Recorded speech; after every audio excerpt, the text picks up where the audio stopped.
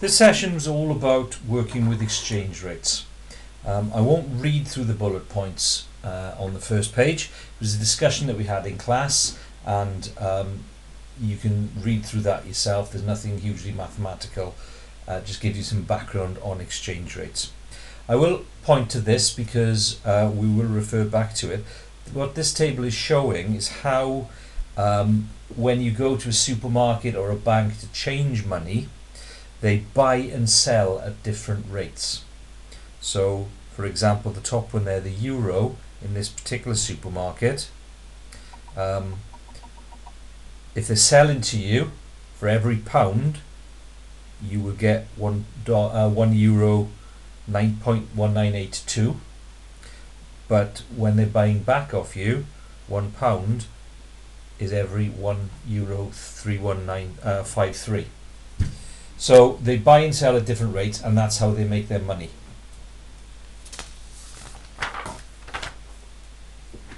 So let's get down to the maths. Let's consider buying Australian dollars. The current exchange rate is £1 buys you 1.81 Australian dollars. So you might want to go in and buy 100 or spend £100 on those Australian dollars. So for every pound, you would multiply it by the exchange rate, 181, and that turns it into Australian dollars. So £100 times the 1.81 will tell you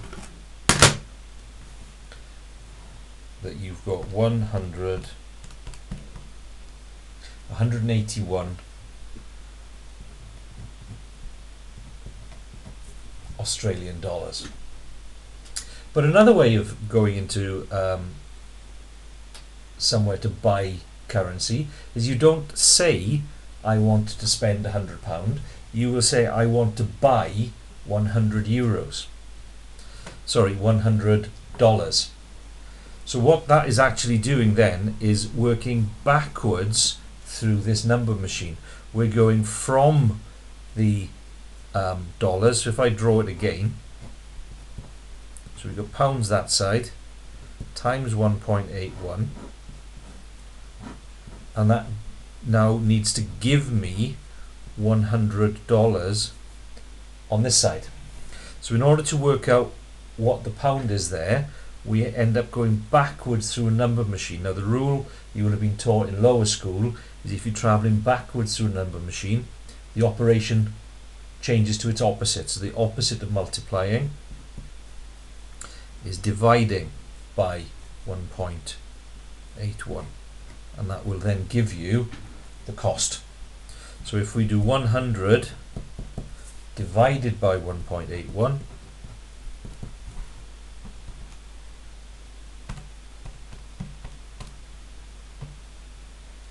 you see there that that will cost us £55, and 20, so either 24 or 25. You look at the next digit, bigger than 5 means it's closer to £55.25. So what you need to remember, the only real memory bit of working with exchange rates is if you're going from the base currency, pounds in our case, to the other currency, you multiply by the exchange rate. If you're going the opposite way back to pounds, you divide by the exchange rate. So that's all the learning you need. What we need to look at now is the context of the questions to see how they complicate things to make these GCSE standard difficulty. So, first question. Logan is travelling to Turkey on holiday and wishes to buy £750 of Turkish lira. The exchange rate at Tesco's is £1 is equivalent to 7.77202 Turkish lira. How much Turkish lira can he buy? So we're turning pounds into lira, so we will be multiplying. If I want to turn that into a little number machine,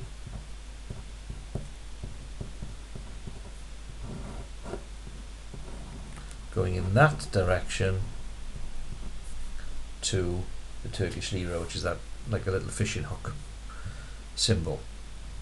So 750 times 7.7202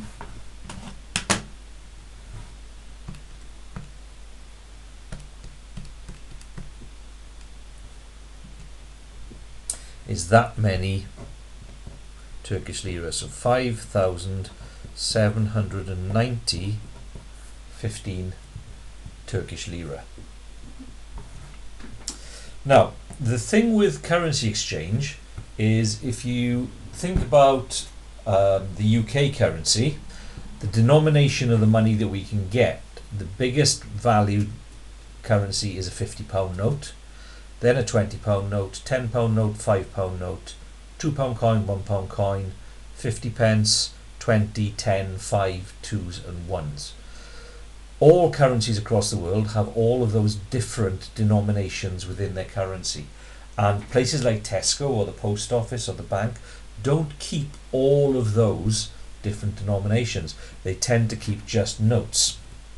So back to our question, Tesco only have 100 lira notes. How much is he able to buy, and what will this cost him? Well, that means he's not going to be able to buy all of that, because they haven't got the loose change and they can only count up in 100s. So you need to think about that to the nearest 100. Well, the way you will have been taught to round that to the nearest 100 is the nearest 100 to it is 5,800. But in this case, because of the context of the question, we can't buy 5,800 because that's going to come to more than he's got. So in the context of this question, when we round to the nearest 100, the most he can buy is 5,700 Turkish lira. So most he is able to buy is 5,700. So that answers that part of the question, how much is he able to buy? Now we've got to deal with what will this cost him. So now I'm going to be going backwards through my number line because I know the lira and I want to know the pounds. So this will cost, we need to turn the 5,700 into pounds by doing the opposite of multiplying by 7.7202, which is divide. So I've still got it on my calculator. No, I need to get rid of it. 5,700 divided by 7.7202. So it's going to cost him £738 and 32 pence. So be ready for a question like that where they're limiting the currency that they can give you. That could have been a 50 lira note, in which case they would have been able to get 5,750 lira. So it's not always in steps of 100. Okay, question 2. Tracy has just spent £200 on euros in a supermarket for a trip she's making next week. While she's completing her shopping in the supermarket, she takes a call telling her the trip has been cancelled. So she decides to exchange the euros back to pounds. How much money has she lost? So this is an example where we're using the information on the front page. Tesco buy euros .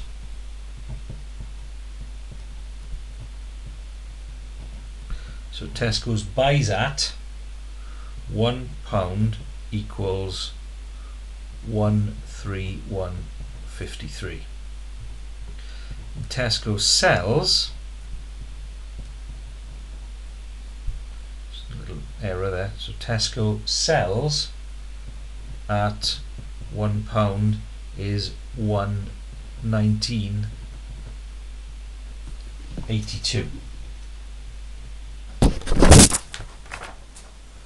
So if Tracy wants to buy £200 of units, of euros, it's what Tesco sells at. Tesco's selling euros to her at that value. So she buys £200, lots of that exchange rate. So 200, oops, that's 2000, 1.1982. So 239.64 euros.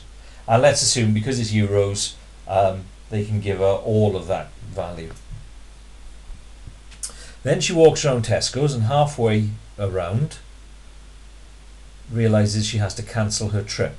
So she goes back to change that into pounds. Now if they were buying and selling at the same rate, then we'd be dividing that by 1.1982 and we'd be back at 200. But that's not how they make their money. They make their money by buying and selling at different amounts.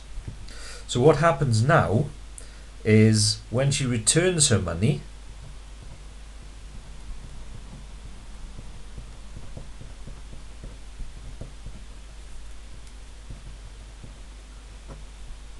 she's going to end up with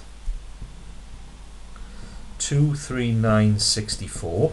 We're going backwards, we're changing it back into pounds, which means we're dividing, and we're dividing by the exchange rate that Tesco is buying with, which is 1.3153. So 239.64 divided by 1.3153 is £182 and 19 pence. So in that short trip around Tesco's, the £200 she walked in with has turned into £182.19. So she has lost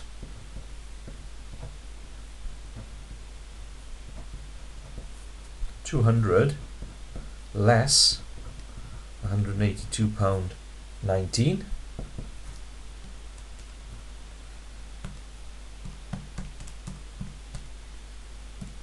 £17.81.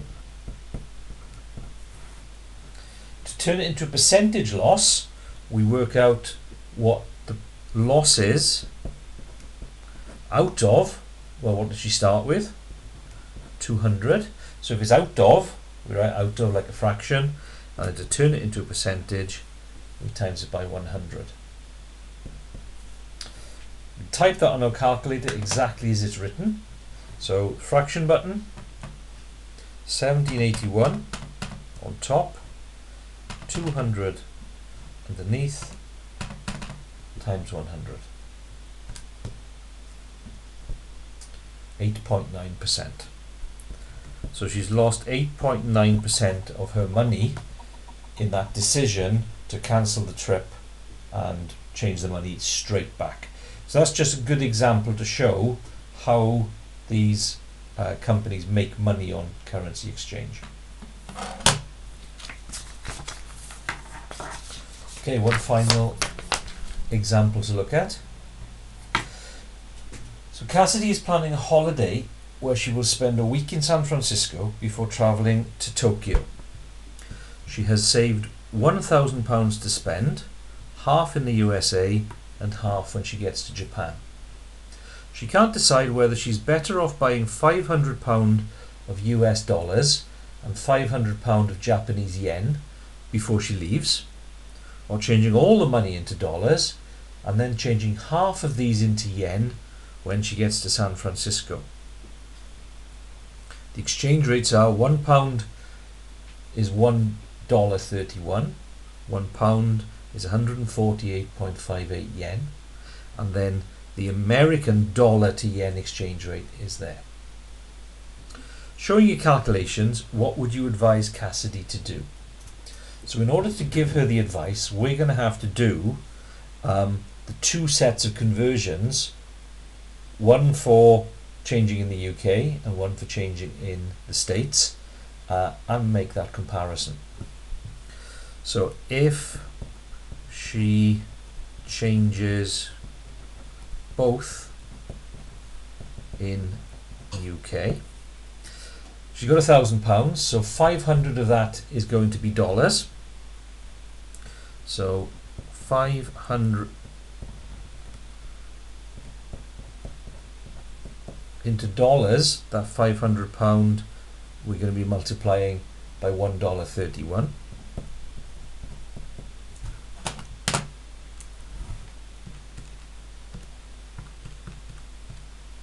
So that's $655. And then the other 500 is into yen, which is 148.58.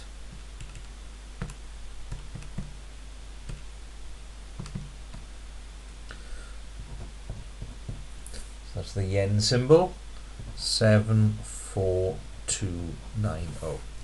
So if she changes that £1,000 in the UK, she's going to get $655 to spend in San Francisco and 74,290 yen to spend in Japan.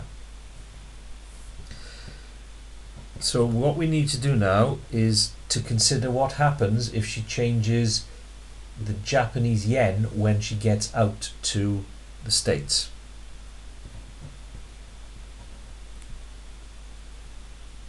So if she changes all to dollars first, so £1,000 into dollars is going to be twice that, or $1,310 by doing 1,000 times that. Then half of that is going to be changed into yen.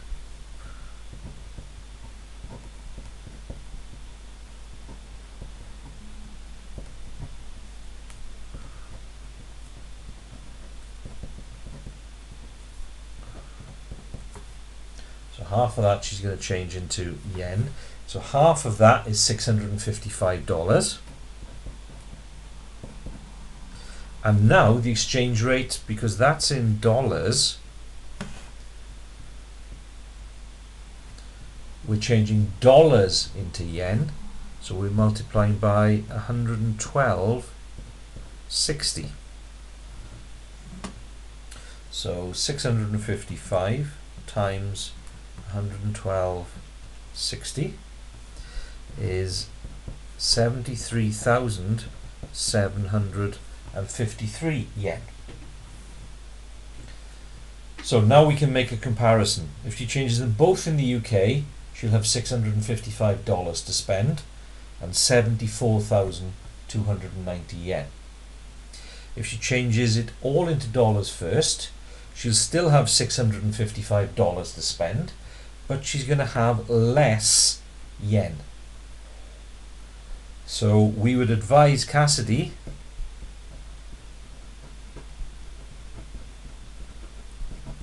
to change both in the UK.